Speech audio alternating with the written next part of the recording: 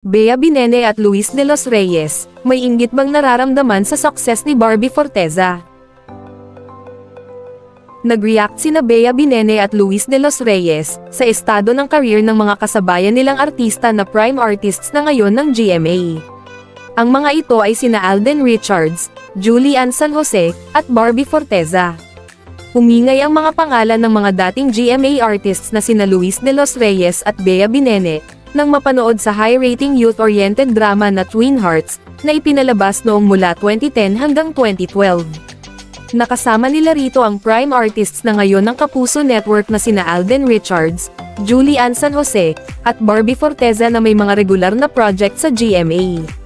Sa ngayon, steady ang acting career ni Bea at Luis, habang may kanya-kanya silang commitment sa labas ng showbiz.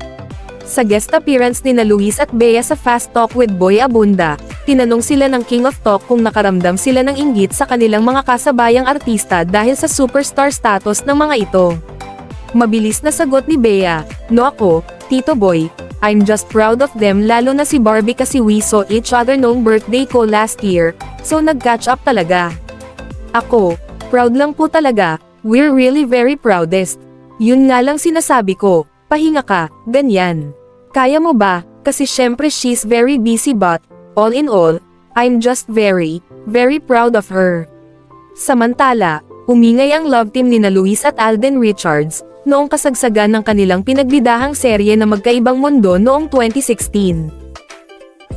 Noong panahong iyon pumutok ang Aldab o ang tambalan ni Alden Richards at Yaya Dub, na ginampanan ni Maine Mendoza, sa Kalye Serye, segment ng Eat Bulaga. Ayon kay Luis, naapektuhan nito ang kanilang love team ni Alden. May punto pa raw na namemersonal na ang ilang fans ng Aldab, dahil dinadamay ang pamilya ng aktres kaya dinibdib niya ang mga negatibong komentong ibinabato sa kanya. Pero ngayon, nagbago na raw ang mindset ni Luis dahil naiintindihan na niya ang fandom culture. Ani Luis, pero ngayon nasa posisyon na, especially, ako na better headspace. Dati kasi iniisip mo, ano ba yan, laging di na dawat ako ganyan, parang lahat ng sabihin ko mali. Kasi ngayon, naiintindihan ko na where they are coming from, so mas okay na ko ngayon in terms of handling those kinds of bashing. Steady man ang kanilang career ngayon, thankful sila ni Bea na nagagawa nila ng malaya ang mga bagay na gusto nilang gawin sa labas ng showbiz, bilang pandagdag kaalaman at income na rin. Bahagi ni Bea, "I'm in the phase na I feel very blessed to have work, and still be visible but alam ko po there's so much more out there. I still wanna do so many things. I want to study a lot of things, because I just finished my culinary course and, during the pandemic, I did executive education courses with Harvard, with London Business School, Northwestern Kellogg. I even studied Korean and Mandarin."